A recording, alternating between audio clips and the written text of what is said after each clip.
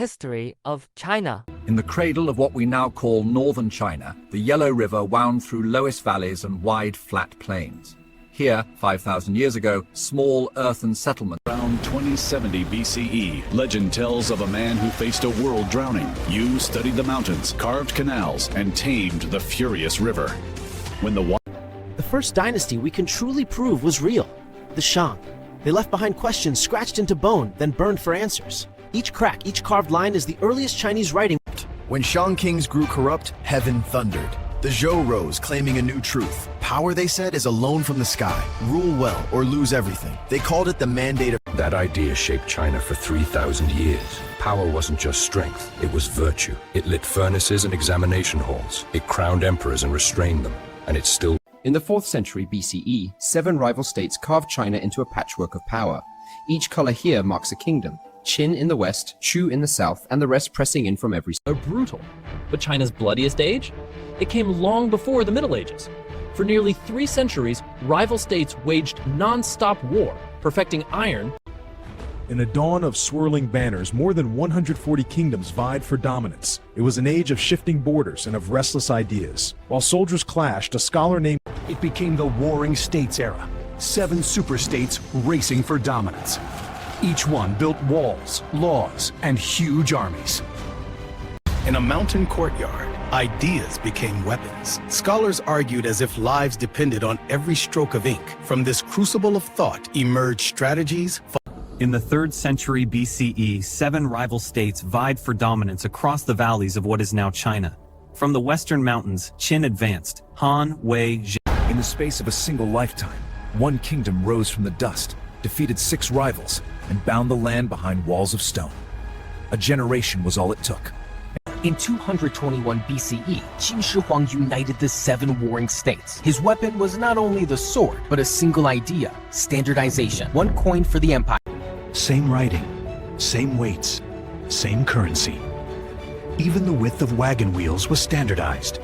One empire, one system. He linked frontier walls into a single sinuous barrier. Defense turned into destiny. And then, with brush and stone, he drew roads across the heart of the empire, binding mountains to sea, markets to capitals, strangers to... The Qin dynasty lasted barely 15 years, yet in that brief blaze, it forged the mold for every empire that followed. It unified the script so ideas could travel. It minted a single... However, during the Han Dynasty, merchants, monks, and diplomats linked China to Central Asia along these desert paths and mountain passes. Camel caravans carried silk, jade, and ideas across the Taklamakan. The Qin forged one system: walls, laws, weights, words, hammered into a single empire. The Han lived inside it and kept it alive. In the 2nd century BCE, one ruler changed the fate of a continent. Emperor Han Wudi pushed the borders of China farther than ever before, and with his victories, a road of silk and ideas unfurled across the deserts and mountains. Caravans and ships carried wealth, science, and stories from the Mediterranean. From watery pulp, a new medium emerges. Paper. Ideas once carved in bamboo or silk now flow with ease, guided by Confucian ethics. Today, most Chinese people call themselves Han. That identity started right here, on these riverbanks, in these ancient towns, written into bronze and silk.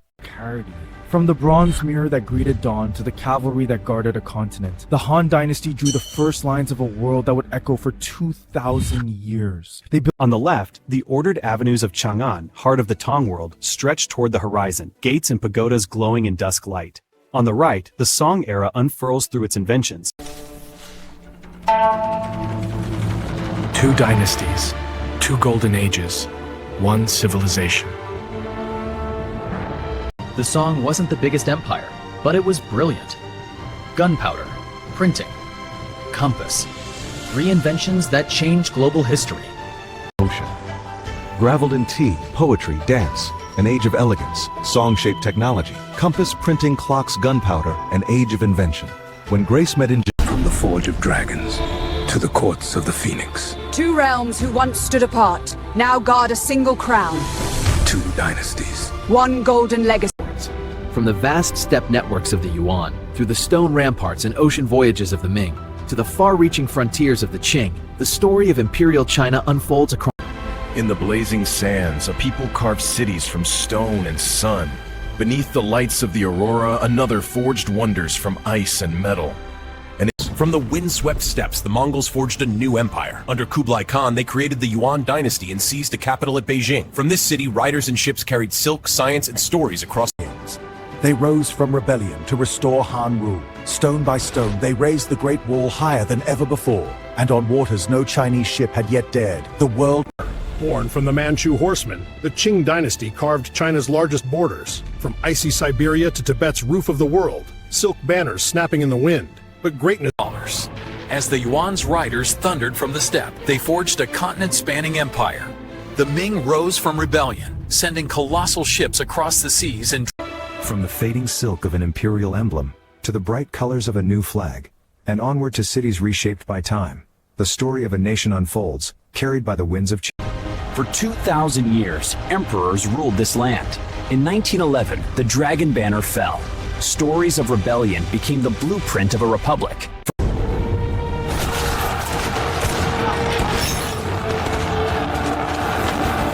The republic begins today. The early republic was born in sunlight, yet instantly hurled into shadow. Warlords rode from the hills, blades hungry for conquest. Foreign armies pressed the borders, while within ambition kindled betrayal. But out of the... In 1949, after decades of war and hardship, a new flag was raised over a scarred land. The People's Republic of China was born. From the ashes of conflict... 1978, China opened its doors and the world rushed in. Markets thrived, cranes lined the horizons, and skylines rose like steel forests. High-speed rails stitched distant provinces together. From brushstrokes of an empire long gone to the pulse of cities reaching for the clouds. Rails that blur across continents, machines that learn, fields that...